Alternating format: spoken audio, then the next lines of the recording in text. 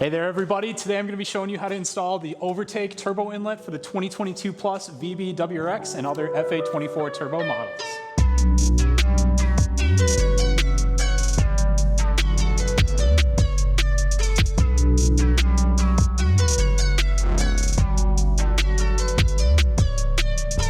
Getting into the unboxing here, you can pop it open. We have our pack by card. In this case, this one is packed by Doug.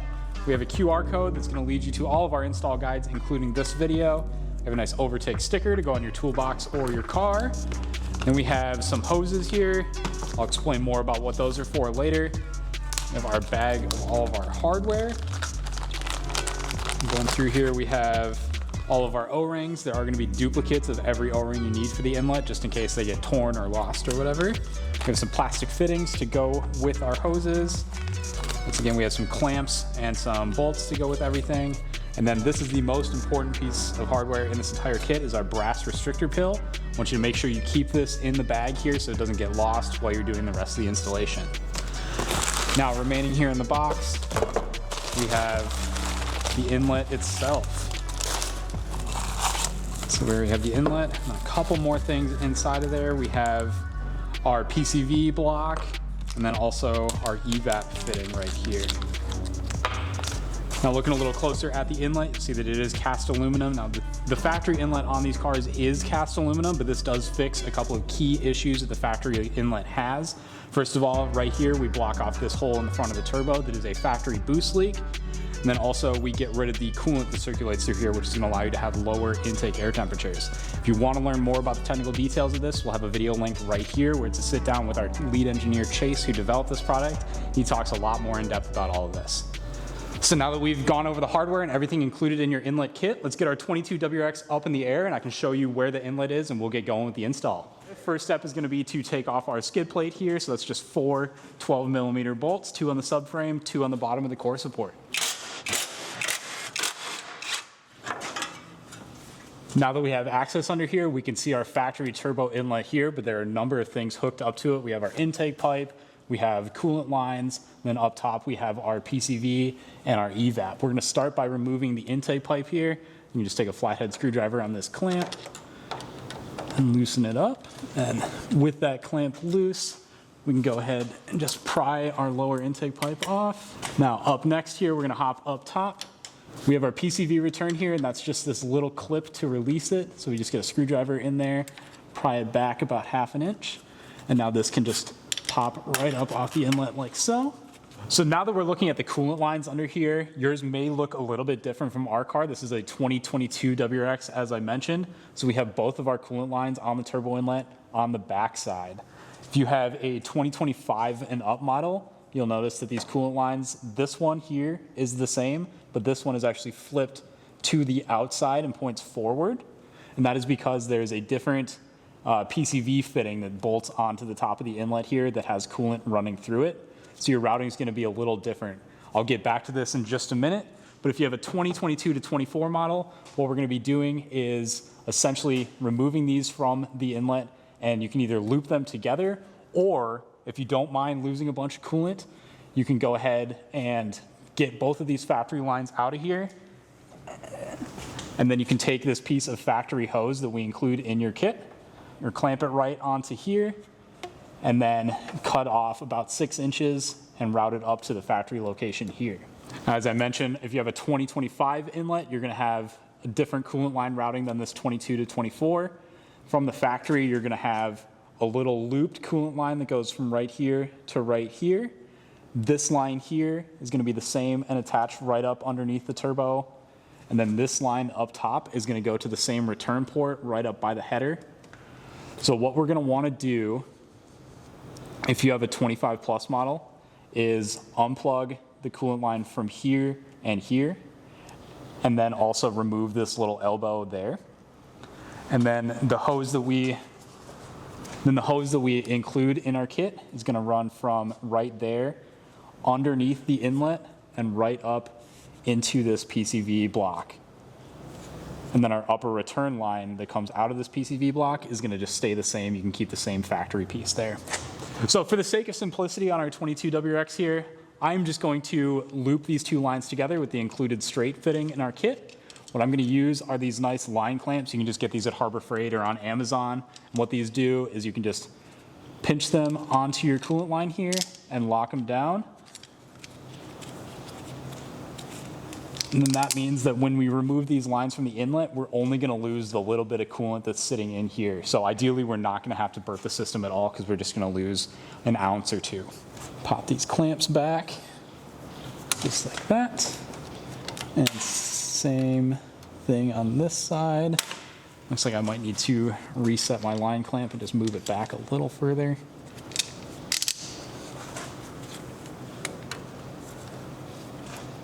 There we go, and now I can go ahead and get these hoses popped off of here.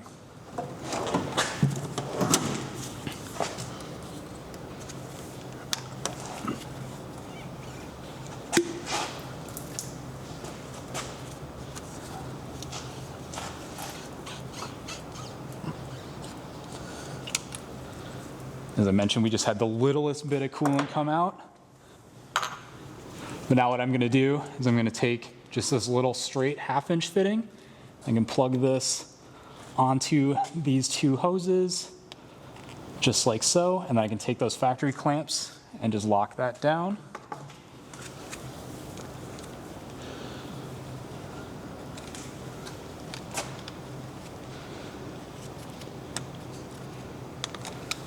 There we go.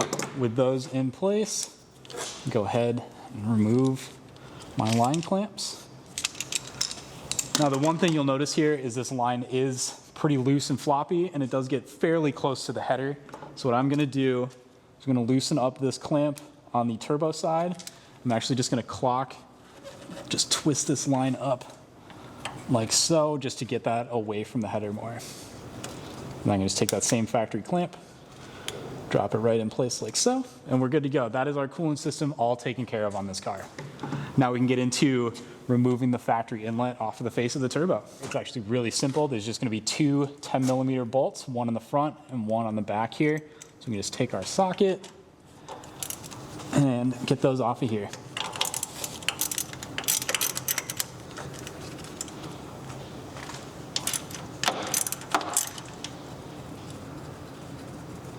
And make sure you hang onto these two bolts, as we are going to reuse them to attach the OVERTAKE inlet. And now we can take the inlet and just grab it by the front here, and we want to pull outwards because there is a little protrusion into the turbo. So I'll just pop out really easily, and as I can see there's our little port that I was talking about. And then we can take our evap line and just kind of twist the inlet to get that removed there. So now we're going to head over to the bench here and get the OVERTAKE inlet set up to go into the car. So now that we have our factory inlet off of the car, there's just a few steps we need to do to get the OVERTAKE inlet prepped and ready to go back in. If you have a 2025 plus model, like I mentioned, you have this extra PCV block that bolts on top. You're going to want to remove your factory hardware.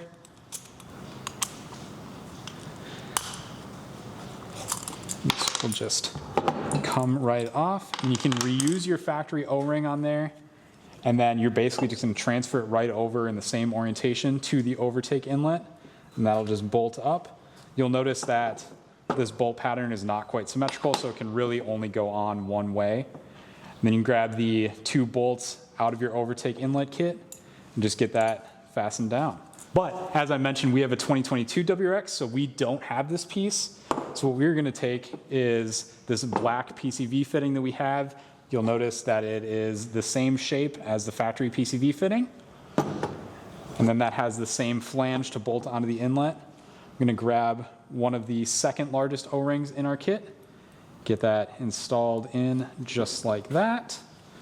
And then I can get this set on, lined up, and then bolted down here.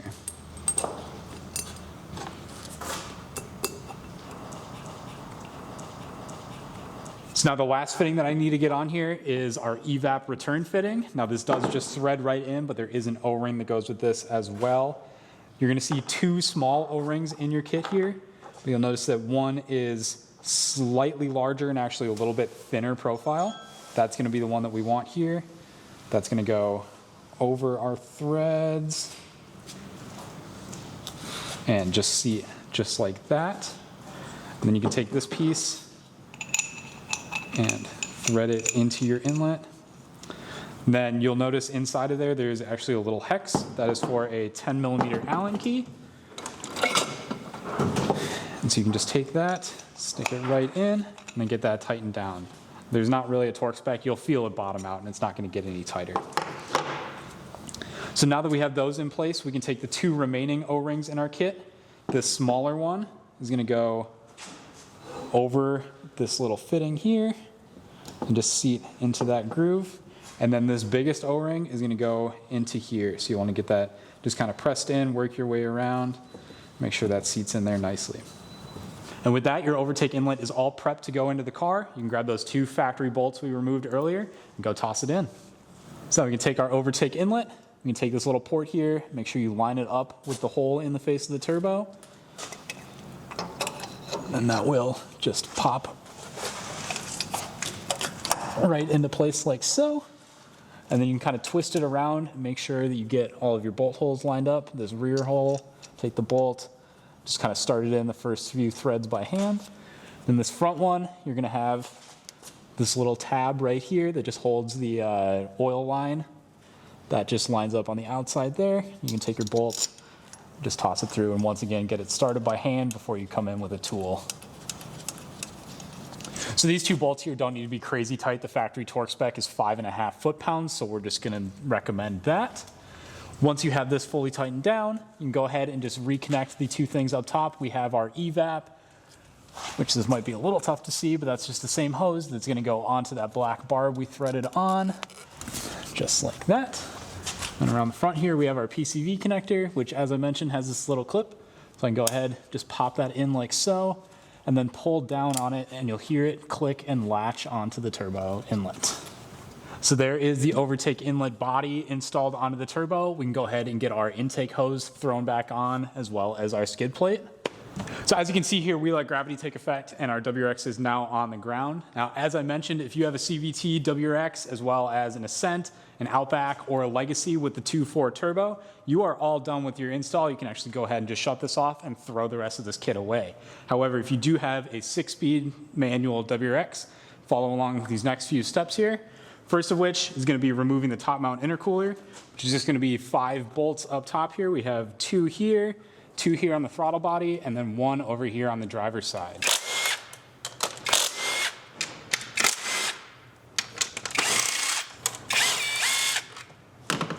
Now with those out of there, we just have this clip on the charge pipe, and you're just going to pry up, and it's going to lock like that. And there is one underneath that does the same thing, that just kind of unlatches.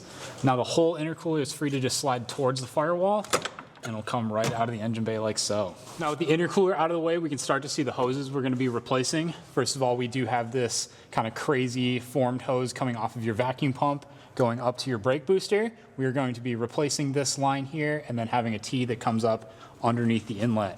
Before we take any of that off though, let's hop back over to the bench, and we have a little bit of pre-assembly to do. So starting out here, we are going to grab our long 1/4-inch piece of hose here, and we're going to take this brass restrictor pill. Now I mentioned earlier that this is very important.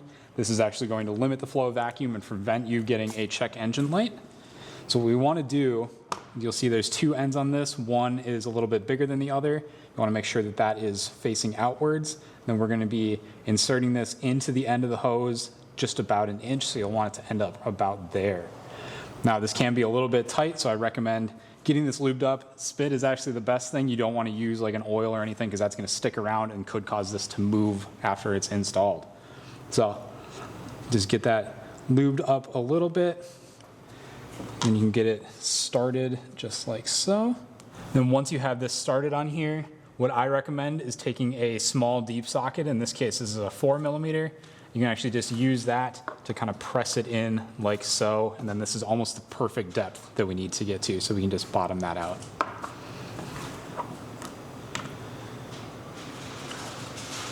So now that we have our pill inserted here, you can kind of see the bump where it is. We can go ahead and grab one of our nylon tees and get that installed onto the end of this hose right here, just like so. Then we're going to grab one of these smaller clamps from our kit.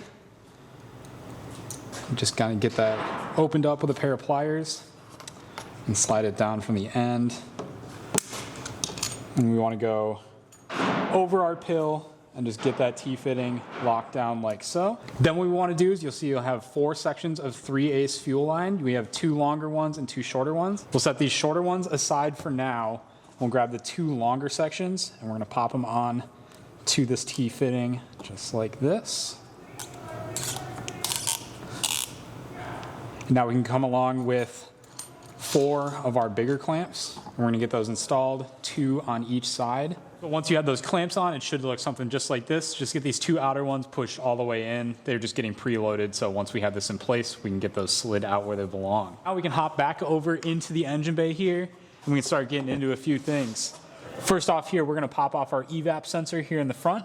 That is just going to be this 10mm bolt, and then I recommend disconnecting the solenoid from this bracket. So that is going to be pressing down on this tab, unplugging that connector there, and then getting this clip out of here. You can just kind of push down on the wing, and then it will come out. You may need to get a screwdriver or a tool underneath to get the other side. That'll just come out like that, and you can tuck it off to the side. Now we can come in here with our 10mm socket, get this broken free, and make sure not to drop this bolt down underneath the intake manifold. So carefully pull that out and set it aside. Now we can pull our evap sensor out of here. So you'll see there are hoses that it's connected to back behind here that you'll need to pop out of their place. And then there's this little junction block that they're attached to. The part that we're going to be worrying about is this hose right here that connects the evap sensor, the gray side, up to this 3-way block. So we'll want to get that popped off of here and popped off of here as well. For this part, it may be useful to have a pair of hose pliers like this just to make it easier to kind of twist that hose off of the sensor. There we go. And then we can remove the other side. And we can go ahead and get rid of this hose. Now I'm actually going to remove the sensor from this return line here as well, just because we're going to be installing another hose onto it that's pretty tight and it's easier to do outside of the engine bay. So we'll just set this aside. Now we can dive back to that brake booster line I was mentioning earlier off of the vacuum pump. We're going to be just removing this factory line here. So we'll just start by getting the clamps loosened up. And then we can do the same thing with our hose pliers. We can just start twisting this off of here. There we go, and you'll hear a little noise as the vacuum releases out of that tube. That's perfectly normal. And we can also get the hose removed from the head itself over here. There we are. Now we can go ahead and get this set aside as well. So now that we have those factory hoses out of the engine bay, we can grab that T-assembly we put together earlier. And then this is going to go right back here, but first I'm going to route this hose underneath the line here, and then feed it up underneath the intake manifold, and you'll kind of feel a channel where it can slip through. And then get your hand in from the front, and you'll be able to catch it and pull it the rest of the way through like so. And then once we have that kind of routed, I can go ahead and get these 2 hooked up back here, this end onto the vacuum pump, and then this end onto the hard line here. Once again, I recommend lubricating these barbs with a little bit of mouth lube. So I get that seated on there, and then same thing over here.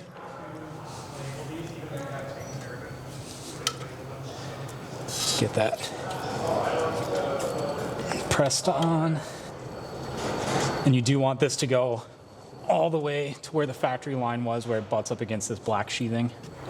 So now that we have this hose in place, we can take our pliers and just get those clamps moved back into their homes.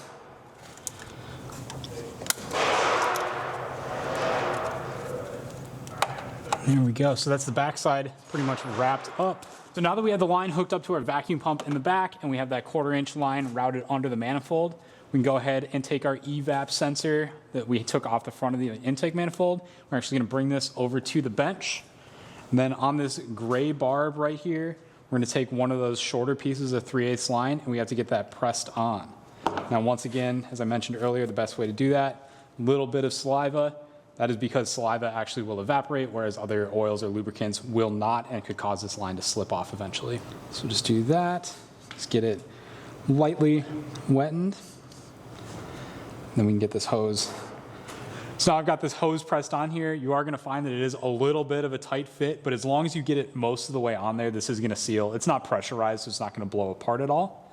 Up next here, we can grab one of the remaining larger clamps out of our kit, get that installed over the hose like that, then grab our remaining T-fitting. You can get that tossed on there, and then use that clamp to lock that down like so. Then I'll grab my other section of hose right here, press that onto the other side, use the last remaining of the bigger clamps, throw that right on there. Now we can head back over to the car. We can grab our smallest clamp here first. Before we get the sensor put back in place, I'm gonna take the smallest clamp and grab my 1/4-inch hose that I fed under the manifold and just get that loosely on there like that. And now we can take that last barb, get that installed onto the hose here, and then we can take that clamp and get that slid back over like so. Now our last step is going to be taking this side and that 3-way union from the factory hose, just getting that popped into place like that. Now that we have everything plugged in here, what we're gonna wanna do is grab this union with these 3 hoses. We're gonna tuck it underneath. One thing I found that makes this a little bit easier is you will notice this hose that goes down behind the alternator has a little bracket on the manifold down here. You can get that hose popped out of the bracket like that and kind of underneath. That can make this a lot easier for packaging. Then we can just grab this and get it folded down underneath. Now one last tip is you're gonna wanna grab that hose from the back, and to make sure that you're not kinking it underneath the manifold, just pull a little bit of the slack through as you go, and then get the rest of that tucked in there just so we can get this bracket bolted back up on the front of the manifold here. Now before we do that, we do want to take that return line and just get it plugged back into the sensor, just like that. Then grab our 10mm bolt and get this secured back in place. Now before we get the wiring hooked back up and get everything finalized, what we want to do, it's going to be really hard to show on camera here, but look underneath here. You just want to make sure that your 1/4-inch hose is not kinked. If you need to pull a little bit of slack out of the backside here just to allow that to flow a little more freely, you can. It's very important that that's not kinked because that is going to cause a check engine light. Once you know that that's a smooth flowing line, you can go ahead and get this evap sensor plugged back in, get the clip back in the bracket, plug that back in, and then we can get our intercooler thrown back on. It goes on just as easily as it came off. You're gonna wanna start with this clip on the lower charge pipe. Just get that clicked back down into place. Then you can take your intercooler, make sure your charge pipe's lined up and your throttle body here, and just slide that down into place like so. Then we can grab our hardware, get these bolts started by hand here. And while those bolts are still loose, we can get the charge pipe fully attached. So just grab the lower and push it and click the 2 halves together just like that. Now we can just go ahead and get our hardware fully tightened down here.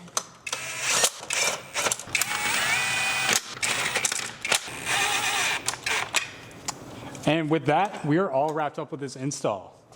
With the install all wrapped up here, you can go ahead and take your car for a drive. Now, as we mentioned, this is a no tune required modification, so you're good to go drive your car. However, if you are already tuned and you're a little bit concerned, definitely take a data log and send it over your tuner just for validation. If you're interested in picking up one of these inlets, we do have 2 different versions available, one for stock turbo and one for aftermarket big turbos that have a larger inlet. Those are going to be available at the description at overtakeusa.com. If you like what you see and you want to follow along with more Overtake product releases, follow us at Overtake USA on all social media platforms.